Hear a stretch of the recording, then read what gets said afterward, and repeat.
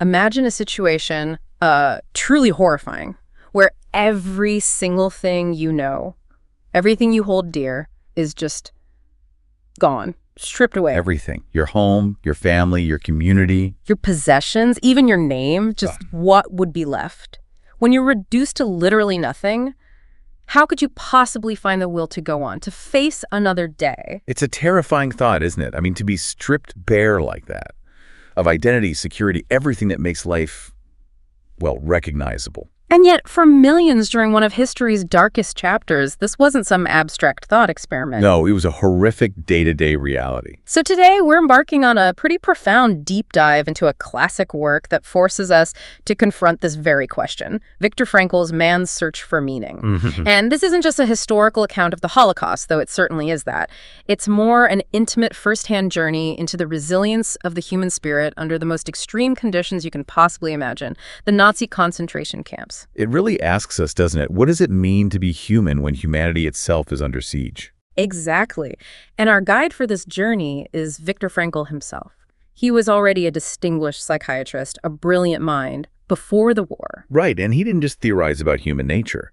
He lived through the unimaginable horrors of Auschwitz, Dachau, other camps. So his survival, combined with his trained psychological insight, gave him this remarkable, almost unparalleled perspective on the psychology of survival. On the discovery of meaning. That's the key part. Yeah. He didn't just observe suffering, he lived it, which is why his insights feel so profoundly resonant even today. And his book, it's fascinating. He originally intended it to be published anonymously, just a humble account of his observations. Yeah, he wanted the focus to be on the psychological findings, not his personal story. But it became this global phenomenon. It resonated with people everywhere, across cultures, generations. Why? Well, I think because it spoke to that question that, as Frankl himself put it, burns under people's fingernails. The meaning of life. It offers more than just history. It's like a roadmap, isn't it, for navigating our own struggles, big or small? Definitely. So our mission today is to go beyond just the historical facts, as crucial as they are. We want to try and grasp the experience as if we lived it ourselves, to step into those unimaginable shoes. And crucially, to extract the powerful, enduring lessons Frankl discovered. Lessons for our own lives. Even when suffering seems completely limitless. And Frankl's revolutionary approach to therapy, logotherapy, which came directly out of his experiences. That's the key to unlocking these insights. It's all about understanding how even when absolutely everything is taken from you, one crucial freedom always remains. The last freedom. Okay, so let's try and unpack this journey into the abyss, starting with that sheer, disorienting shock of admission into the camp system. You've been traveling for days, maybe a week. Crammed into a cattle car. Frankl describes carriages meant for maybe 40 people holding 80. Or even a whole train with 1,500 people, 80 per coach. Lying on luggage, just trying to breathe in the dark, the stench, unimaginable. The conditions were absolutely designed to dehumanize right from the start. You could barely see out, just glimpses of a gray dawn. And everyone on that train, Frankl included, was clutching onto this sliver of hope, this almost universal belief he called the delusion of reprieve.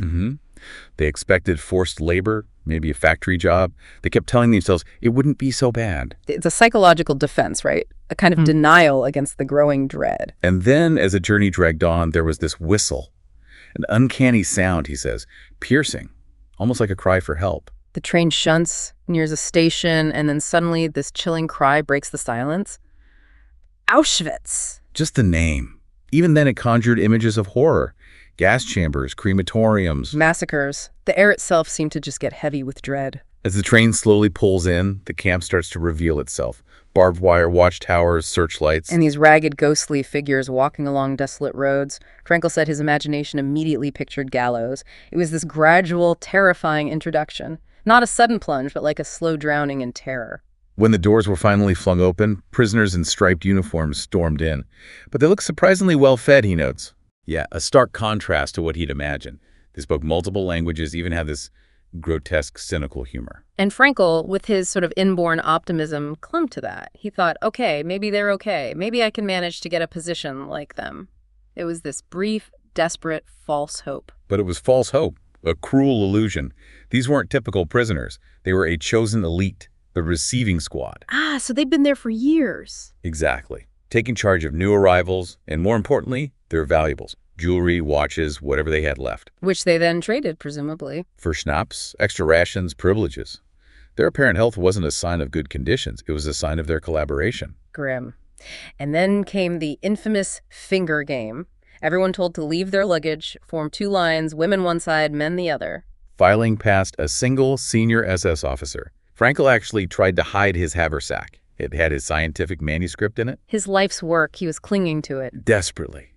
And this officer, tall, imposing, clean uniform, just stands there casually, almost disinterested. Lifting his hand, pointing, left or right. Leisurely, Frankl says, but far more often, brutally to the left. And this hush warning spread through the lines. Right meant work. A slim chance. Left meant the sick, which everyone quickly understood meant death, for about 90% of them, within hours. That casual movement of one finger, sealing fates. Those sent left marched straight to the crematorium. Disguised as a bath, a grotesque mockery. Frankl only got the full horror later, didn't he, when he asked about a friend sent left? Yeah. Then you can see him there, someone told him, nodding towards a chimney, sending a column of flame up into the gray sky. That's where his friend was, floating up to heaven. The brutality of that statement just is, wow. And this was just the start of the systematic stripping away of identity. Next, the cleansing station. All possessions confiscated. Watches, jewelry, wedding rings, photos, everything. Frankl watched newcomers naively asking if they could keep a ring, while the seasoned prisoners, now helpers in this, found this grim amusement in their ignorance. Perverse entertainment. Totally. And Frankl, still clutching hope, tried one last time for his manuscript, hidden in his coat lining. He approached an old prisoner, explained its importance, his life's work, his legacy. Yep, and the prisoner's reply. A slow grin, then just one word. Cynical, brutal, camp ubiquitous. Yeah. Shit. Oh my God. That moment, Frankl wrote, was the culminating point. He realized instantly, with shattering clarity, he had to strike out his whole former life. Everything he was, achieved, thought important, gone. No connection anymore, just adrift, total annihilation of self. And it just continued, relentlessly, shorn of all hair, every strand. Then the showers, terrifying. Was it water? Was it gas? The stark reality. Nothing now except our bare bodies, even minus hair. All we possessed literally was our naked existence. No longer a person, a name, a history, a past. You became a number. Tattooed on your arm. Frankl was 119,144. Reduced to a numerical entity. It wasn't just dehumanizing. It was designed to annihilate your very sense of individual worth. This initial shock, this complete unraveling, then gave way to the second phase, right? Apathy. Exactly. It wasn't really a choice, more like a necessary self-preservation, a kind of emotional death, that longing for home, the disgust, the horror, the pity. It all became dulled, blunted. Almost non-existent. It's hard to fathom, but he observed how normal reactions just stopped. Right. Like at first, prisoners would look away from brutal punishments. Couldn't bear it. But soon, they'd watch unmoved. No flicker of emotion. He gives that chilling example of the comrade beaten mercilessly for reporting sick at the wrong time. And the others just watching. The capacity for empathy seemed to dry up. It was a protective shell they had to build. Or the scene in the typhus hut, watching a dying man's body being stripped for shoes, string, even before he was gone. Then dragged out, head bumping on the steps while Frankl just calmly sipped his soup. It sounds horrific, but he explains it wasn't sadistic. It was that emotional anesthesia. You had to build it to survive. Feeling it all would break you. He also noted the beatings. It wasn't just the physical pain, agonizing, yes. But it was the mental agony caused by the injustice, the unreasonableness of it all. That's what truly wounded the spirit. Like the guard throwing a stone instead of speaking, treating a human like an animal. It's that utter dehumanization, stripping away dignity. That hurt more than the physical blow. And the irony he recounts, helping a limping friend carry something heavy. An act of compassion. And then a guard criticizes their lack of comradeship and beats Frankl for helping. The hypocrisy is staggering. A reminder of the completely inverted moral world they lived in. In this existence, survival dominated everything. Waking, sleeping. Chronic hunger, a constant gnawing presence. The rations were minuscule. 10.5 ounces of bread, maybe 1.75 pints of thin soup, often less. Their bodies literally devoured themselves, skeletons disguised with skin and rags. Just driven by the primal urge to exist one more minute. And food became this total obsession. Dreams weren't of freedom, but vividly of bread, cakes, warm baths. Discussions were endlessly about recipes, planning fantasy meals for a future that felt unreal. Frankl worried these detailed thoughts might make the physical hunger worse. psychological torture. The bread debate, eat it now or save it. A huge moral and survival dilemma. Devour it for immediate, fleeting satisfaction, or summon immense willpower to save it, risking theft, but maybe having it at a moment of greater need. Saving even a crumb required superhuman effort, and waking up each morning, a nightmare. The shrill whistle, swollen, frostbitten feet and wet shoes. The only comfort sometimes, that tiny piece of hoarded bread. Interestingly, though, he observed a general lack of sexual urge. Yeah, he put it down to the extreme chronic undernourishment. Survival consumed every ounce of energy, physical and mental. Nothing left for anything else. A stark contrast to other all-male institutions. Which brings us to that chilling term, the Muslim. Ah, yes. The grim, unspoken understanding.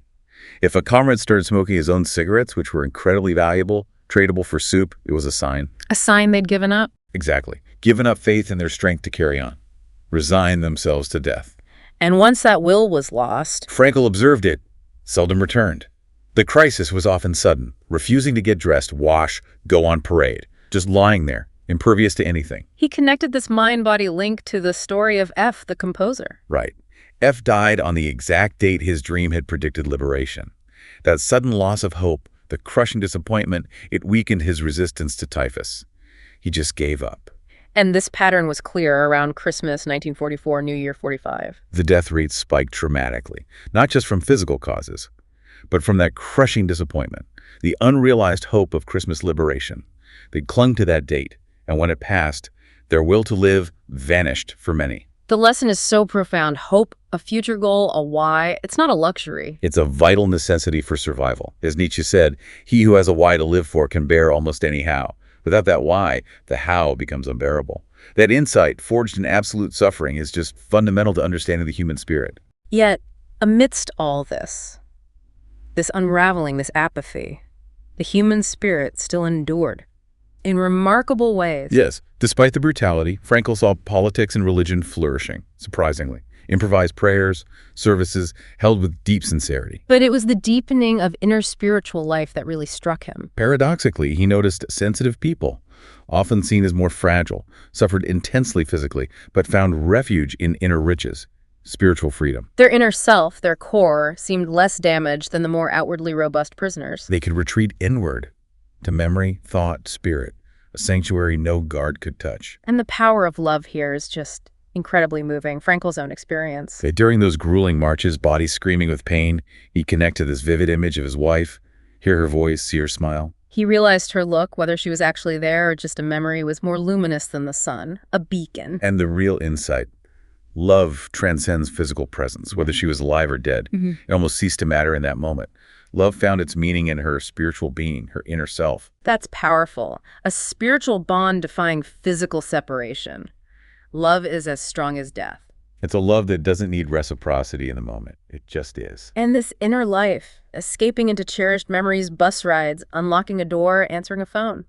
Those small, mundane details became immense treasures, a vital refuge, sometimes even moving them to tears amidst the horror. They were a lifeline to their former selves. And beauty. Art and nature offered surprising moments of transcendence, too. Absolutely. Seeing the Salzburg Mountains glowing at sunset from a prison carriage.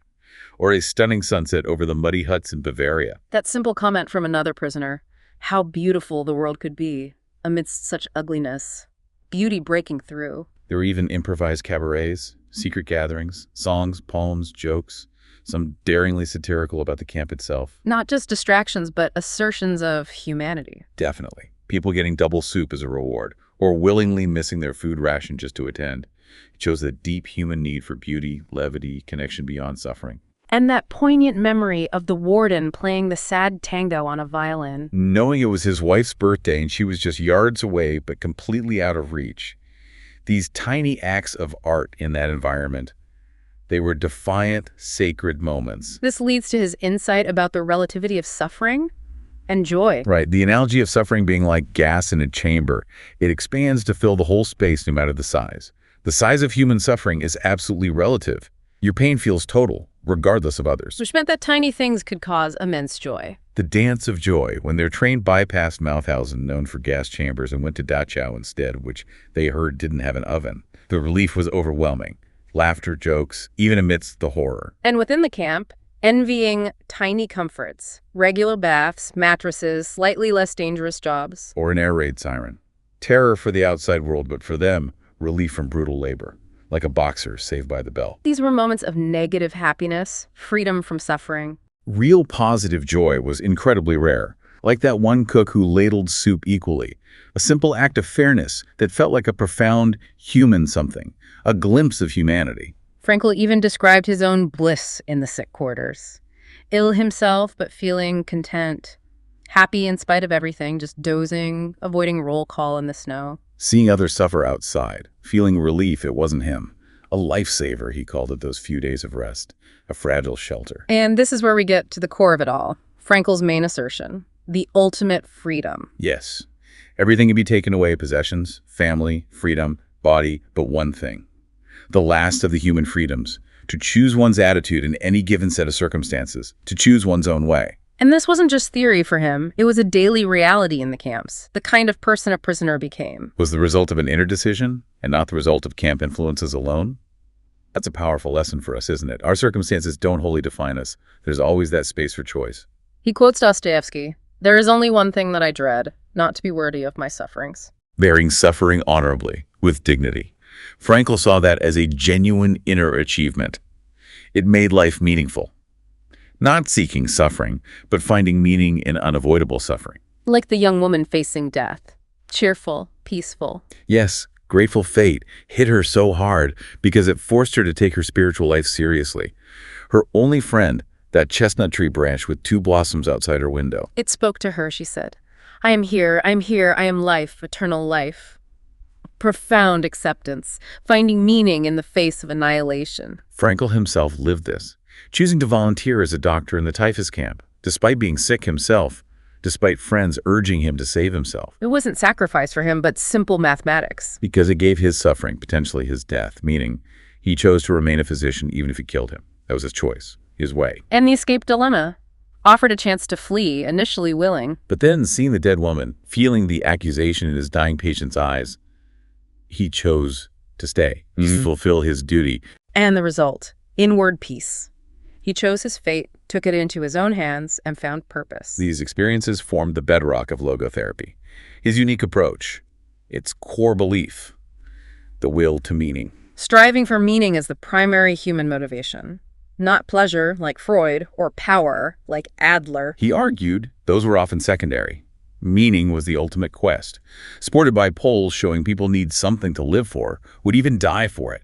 Students prioritizing purpose over money. It really does burn under people's fingernails. Logotherapy also talks about new dynamics, not aiming for a tensionless state, which some psychologies did. Right. Frankl saw value in tension. Yes, a meaningful tension, that gap between who you are and who you aspire to become. That's what fuels growth and purpose. Learning a skill, improving a relationship, that striving keeps us alive, not stagnant. In the absence of this meaning, he called it the existential vacuum. A widespread issue, he thought. People have enough to live by, materially, but nothing to live for. Loss of instincts, diminishing traditions leave people adrift. No compass. Manifesting as boredom, Sunday neurosis. Or worse. Depression, aggression, addiction, trying to fill the void. He saw unemployed patients improve not with money, but with finding meaningful, unpaid activity. Purpose beyond survival. So how did he translate these observations into practical paths for finding meaning in everyday life? That's the beauty of logotherapy. It gives tangible ways. First, the obvious one, creative work or deeds. Contributing something, leaving your mark, building, creating, raising a family, doing your job with integrity, active engagement. But not just grand gestures. The second avenue, experiencing something or encountering someone, especially through love. Absolutely. Love, for Frankl, is the way to grasp another's core. See their potential, help them actualize it, and not just romantic love. Experiencing beauty, nature, art, music, anything that transcends the self. Love is primary, fundamental. And the third, maybe the toughest, the attitude towards unavoidable suffering. This is where the book really shines. When you can't change a situation, incurable illness, loss, the challenge is to change yourself. Find meaning in how you respond. He tells that story of the grieving doctor. Yes. Instead of platitudes, Frankl asked, what if you had died first? The doctor said his wife would have suffered terribly. Frankl showed him that by enduring his own grief, he was sparing her that suffering. So his suffering became a sacrifice, an act of love. Exactly. Suffering ceases to be suffering, Frankl said, the moment it finds meaning. But it's crucial, isn't it, that suffering isn't necessary for meaning? Absolutely critical. Meaning is possible in spite of unavoidable suffering. If suffering is avoidable, the meaningful thing is to remove its cause. Unnecessary suffering isn't heroic, it's masochistic.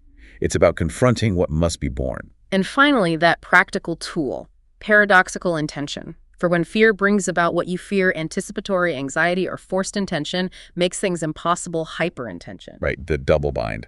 The trick is to intend, even briefly, exactly what you feared. Sounds absurd, but it works. Like the doctor afraid of sweating. Advised to try to sweat 10 quarts. He stopped. The bookkeeper with writer's cramp, told to try to scrawl badly. He couldn't and was cured. The stutterer who tried to stutter for sympathy couldn't force it. The insomniac told to try to stay awake. Yes. It leverages our human capacity for self-detachment and humor. Distance yourself from the neurosis by laughing at it. As Gordon Allport said, learning to laugh at yourself is a path to self-management, maybe cure. Disarm the fear by embracing it. So after all that torment, what was liberation actually like? Not immediate joy, apparently. No, an initial period of depersonalization, feeling unreal, like a dream. They'd been deceived by dreams of freedom so often, reality didn't penetrate. The mind had to relearn how to feel. The body responded first, though. Primal urges. Ravenous eating. And this irresistible urge to talk. Release years of pent-up pressure, recount everything. Frankl described kneeling in that flowering meadow, hearing larks repeating the psalm. He answered me in the freedom of space. A spiritual homecoming. But the path back wasn't smooth. There were dangers. Psychological bends, he called it.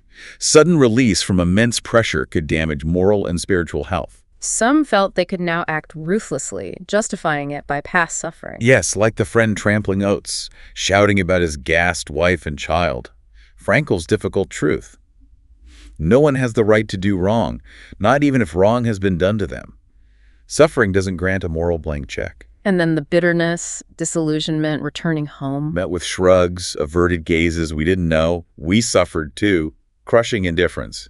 They asked themselves, why did I go through all that? Why survive? The outside world couldn't grasp it. And maybe the worst disillusionment, finding loved ones gone, the ones whose memory kept them alive. Realizing suffering has no limits. Dreams of homecoming turning into stark new loss. Happiness they hadn't dared hope for but weren't prepared not to receive just wasn't there. Suffering continued long after the camps. Yet eventually the camp experiences receded, became nothing but a nightmare. And liberation became a beautiful dream, the crowning feeling. Nothing he need fear anymore except his God. Having faced the absolute worst of humanity, what else could man do to them? Frankl then offers these profound insights on good and evil, observed from inside. Right. Among the guards, it wasn't monolithic evil. There were sadists, yes, a dulled, indifferent majority. But also, surprisingly, some who showed pity. The commander buying medicine, the foreman sharing bread. His crucial lesson, there are only two races. Not ethnicity or religion. But the race of the decent man and the race of the indecent man. And these penetrate all groups, guards and prisoners alike. The camp tore open the human soul, revealing this mix of good and evil, saint and swine within every single person. A raw truth about human potential. Which brings us to his core message, tragic optimism. Not naive optimism, it means saying yes to life in spite of everything. Maintaining optimism despite the tragic triad of pain, guilt, and death. Acknowledging darkness but refusing to be consumed. It's about transforming suffering into accomplishment, guilt into self-improvement, transitoriness into responsible action. Knowing every moment is finite, therefore valuable. And happiness, success. They can't be pursued directly, they ensue. As a byproduct of dedicating yourself to a cause greater than yourself or surrendering to another person in love, happiness needs a reason to arise. He fundamentally challenged pandeterminism, too, the idea we're just products of conditions. Frankl, a survivor of 4 camps, was living proof of our capacity to defy and brave even the worst conditions. Freedom isn't freedom from conditions, but freedom to take a stand toward them. And that story of Dr. J, the mass murderer of Steinhoff. Becoming a saint, the best comrade in prison, stunning proof of our inherent freedom to change at any instant, regardless of the past. His psychiatric credo. Even in severe illness, a residue of freedom remains. The innermost core is untouched. This rehumanized psychiatry, seeing the choosing human being behind the disease, capable of meaning. He countered Freud's idea that deprivation blurs differences. Frankl saw the opposite. people became more different, revealing both swine and saints. His challenge to us: join the minority of decent people. Live in a way that honors our capacity for meaning and dignity.